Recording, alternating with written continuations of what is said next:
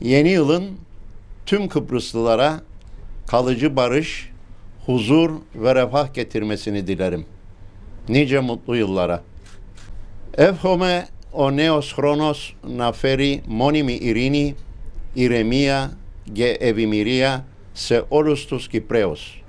Καλά Χριστούγεννα και χρόνια πολλά.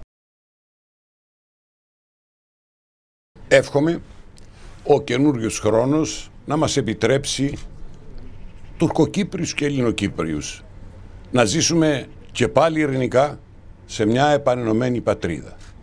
Χρόνια πολλά. Yeni yılın biz Kıbrıslı Rumlar ve Kıbrıslı Türklere yeniden birleşmiş vatanımızda tekrardan barış içinde yaşamasına izin vermesini dilerim.